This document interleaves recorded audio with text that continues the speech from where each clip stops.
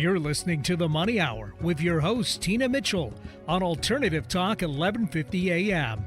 Now, back to the show with local mortgage expert, Tina Mitchell. You are listening to the Money Hour at 1150 AM KKNW, the Saturday, December 17th show. You can also listen to my show podcast, Facebook premiere, or you can catch my show on my show YouTube channel. I'm your host and local mortgage expert, Tina Mitchell. It is a great day to talk about money, and that is what my show is all about: how to make money, save money, so you can have a better quality of life for you and your family. If you're hearing my show at a different time or day, you are listening to a rebroadcast. I'm here to answer any questions or to connect you with the guests that I have on the show today. Please reach out to the show at themoneyhour.com. And now in studio, Scott Schill of Schill and Associates, Avoiding Retirement Interrupt, right here on 1150 AM KKNW. Welcome to the show, Scott. Hey, thanks, Tina. And by the way, where were you with that reverse psychology parenting advice when my kids were young? I could have used that. Yeah. So sometimes I'm actually not a parent anymore. I'm a parent. We're a parent forever, right? Yes. But I'm a grandparent. So I'm going through this process again. We babysit our grandchild from Friday morning until Saturday night every single week. So I feel like I'm a parent again, right? You know, in that age. So yeah, it's really fun to come in with some analogies and bring that in for sure. Well, really excited to have you on the show, Scott. And before we get started on the questions I have for you, I want to do a little introduction for my listeners. So Scott is Director of Longevity Law and Planning at SR Schill and Associates, a unique financial and longevity planning firm located on Mercer Island, but serving clients nationwide.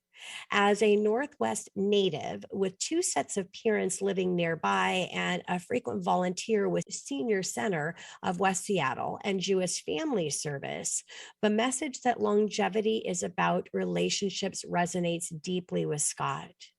Prior to joining SR Schill, he served as Chief Legal Officer at AgingOptions before searing experience advocating for his mom that turned him towards longevity law. His practice focused on complex litigation at Yarmuth, Wilsdon, PLLC, and Perkins, Coie, LP in Seattle. He lives in West Seattle with his wife, Jennifer. There are 2 boys, Theo and Nate, and not to forget their mischievous dog, Trixie. So thank you again, Scott, for being in studio. Very excited to share your wealth of information with my listeners. I'm delighted to be here. Thanks so much for having me, Tina. Yes. So let's go ahead and start out with, how have baby boomers and longevity changed retirement? Yeah, well, it's really an exciting time. You know, retirement is always thought about in terms of resources and also relationships, but today it's also about renaissance. There's something that baby boomers expect to have 29 years of retirement. So sometimes your most creative and productive time is the time after we leave full-time work. So, you know, we all have the same goals. We want to be healthy, engaged, and relaxed. We want to pursue our passions and cultivate gratitude. We want to enjoy our grandchildren and our family.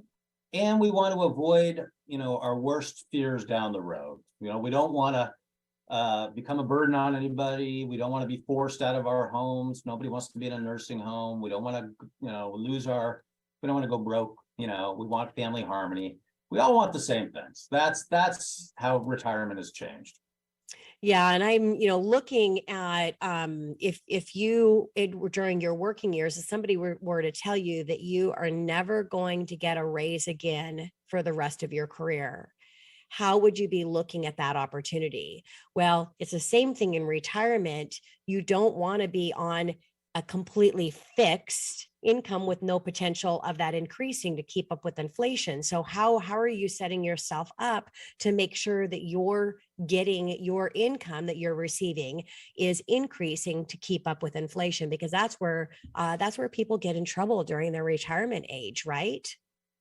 That's an excellent point, Tina. And, being smart about your assets, both in building your nest egg and protecting your nest egg, are super important. But the other interesting thing that is really important and is really essential to longevity law and planning, what I do, is recognizing that doesn't matter how much money you have. You could have $100 million.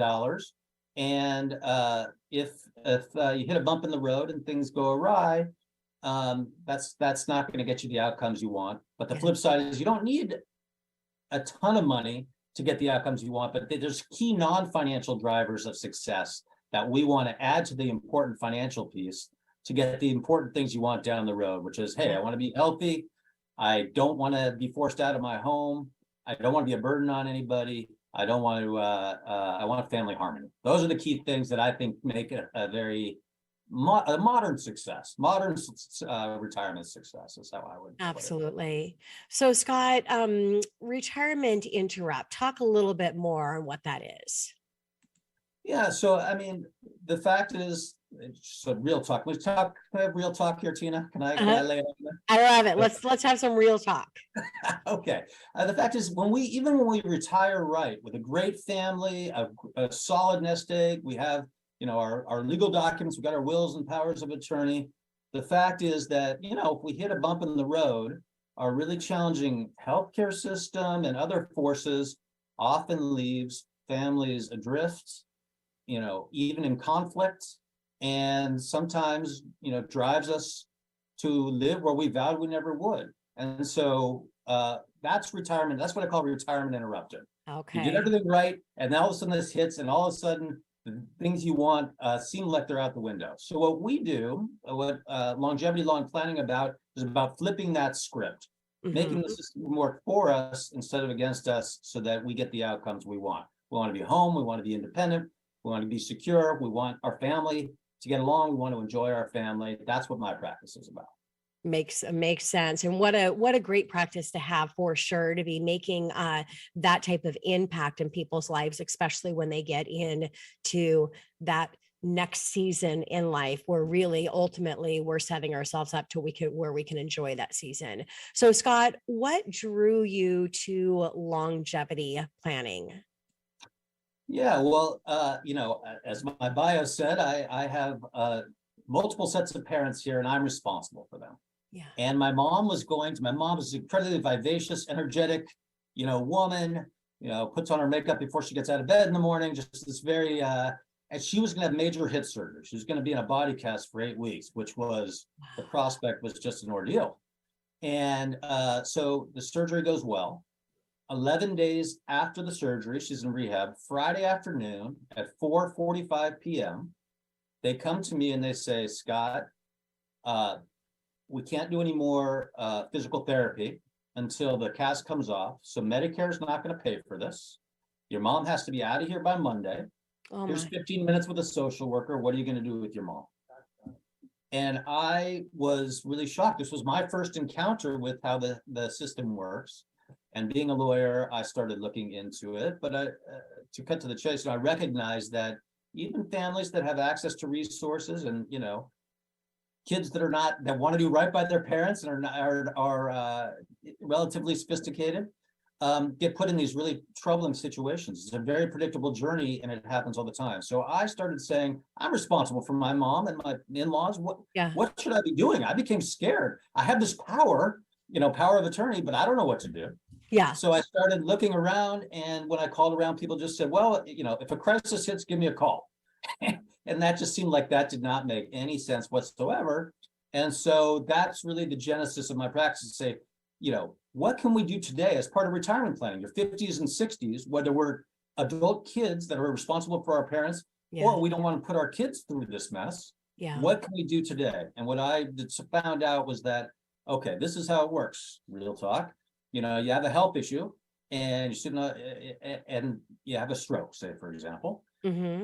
Health issue, doctor comes, just like the doctor came to me and said, you know, good news is, you know, mom's gonna live. Bad news is she can't go home. What are you gonna do with your mom? So the health issue is now a housing issue. It's not a housing issue for mom, it's a housing issue for the whole family. What are we gonna do? All the kids want to do right by mom, but maybe they have different ideas about it. So now family conflicts start to arise here. One kid's doing all the work, and that's, you know, family fissures happen here. Oh my God, how are we going to pay for this? So the health issue becomes a housing issue, becomes a financial issue. All of it is a family issue. So what I found is if we can't, and the fact it is, here's the disturbing fact is 70% of us end up in this situation. That's what we're flipping. That is scary. That's Yeah. what we're flipping the script on. So what we do is we say, hey, the best answer is, let's start with health. It's about health, housing, financial, legal, and family. Let's start with health. What can we do to make our health span match our lifespan? Because if our health spans our lifespan, we don't get into this mess at all. Yes. And so we put the right medical team in place. There's some obvious, just one example is, the evidence is overwhelming that same way we send our kids to a pediatrician, Tina, if we're over 70 years old, if we go to a geriatrician, 25% less disability, 40% less use of home health services, 50% less depression. Just that one intervention, you've already changed the odds dramatically in your favor. Yeah. So we do the same thing. Housing's the biggest challenge. All these things, we apply best practices today, 10 years, 20 years before, before the things happen. And that's how we get the outcome we want, which is, hey, I'm not going to be forced out of my home. I'm not going to be a burden on anybody. I'm going to keep family peace and harmony. Yeah. Yeah, that is great, Scott. And again, what an amazing service to prepare for today so that you are not in a position of crisis in the future. So, Scott, why should someone, well, we've talked a little bit about it, but, we've talked a lot about it, additional reasons in the planning for longevity. Yeah, well, I mean, the most important thing is, whether you're a kid who's responsible for your parents, or you're a parent that doesn't want to put your kid through it, we all want the same things. Hey, I want to shape my own story. I want to be in control of my life, my identity, my autonomy, my story. And so that's the key reason. The great opportunity here is, by planning today, we can put the robust framework and resources in place that you have, what we call the 4 C's. This 4C longevity plan: control, confidence, clarity, and connection. Okay. Yeah. And I like how to shape your own story. You're shaping your own journey, because what a nightmare not to be able to be in control of that and to completely lose that control. So when should someone start beginning this process of longevity planning? Yeah. So it's really exactly parallel with retirement planning. So when you're in your mid 50s, we're starting to focus on the high leverage opportunities to maximize, your health, put the right medical team in place, or start working with your parents. So really it's retirement planning. Anytime from 55 or even earlier to 75 or later. Yeah. All right. And so how does the longevity planning process work, Scott? Yeah, so the first part is we figure out what your goals are. What do you want? Hey, I don't want to be in a nursing home. Okay, that's important. I want my family to get along. Next thing, we put in the resources in place. So, for example, when I was in the hospital with my mom, I know today that in that situation where they say, hey, mom can't go home, what are you going to do? I'm supposed to call a geriatric care manager to come in and help. I'm supposed to advocate for my mom to say, hold on a second, stop the train. Yeah. But I'm going to call in this professional to come and help me. They'll work with the hospital to see what's possible, and they'll set things up for me. So it takes the burden off the kids, and the parents get the outcome they want. Okay. And how do adult children benefit by the longevity planning for or with their parents? Yeah, well, I mean, that's the thing. I come at this as an adult child, and I happen to be, fortunately, I'm in the area with my parents, but a lot of kids are in different parts of the country, and everyone wants, the vast majority, in my experience, Tina, want to do right by their parents. Of course. And it's a scary, overwhelming. We're given this power, but we have no idea what to do with it, and that uncertainty is scary. So what we want to do is not just to give kids the power, but give them kind of the manual of instructions. The guidance and resources, so that, hey, we're planning the year for smooth sailing. We're never going to have to do it. But if you do have to step up at some point, it's going to be, the burden's going to be minimized. It's going to be smooth. And we got the people in place. Yeah. The worst thing to do is to try to figure out a plan when you need to take action right now, you put together the plan, get those experts, and get everything lined up before you actually have to start that process. And I mean, the truth is, once you get on this journey, what I call, this very predictable journey where you have a health issue and you're in the hospital, it's too late. The crisis is there and things start to happen. So the great thing is, the opportunity is, you have the luxury of time. You can get this in working for you. Get everything working for you instead of against you. Yeah. So in my last minute here that I have with you, if you can quickly answer, Scott, family meeting and the importance of bringing the family together. Oh, that's the most important thing. So thank you for bringing that up, Tina. So, we're going to work to put the plan and put the resources in place. It's maybe your plan, but if your kids need to step up, they're the ones that are executing it. So it has to be communicated. So we bring in the family. I host a meeting with the family, and it is wonderful. People come in saying, what's this about? And they come out with this great sense of relief and connection, saying, oh my God, look at all the great work that my parents have done to make this easy for me. And we're going to get the outcomes that we want. It's really the most meaningful and my favorite part of the job is seeing families put in a better position to succeed. Yeah, that is great, Scott. Well, nice job in what your firm is doing, the difference that you're making in our community and communities nationwide. It's just amazing. And I really appreciate you being here on the show. And I'm excited to have you come back again in the future. Thanks so much, Tina. I really enjoyed it.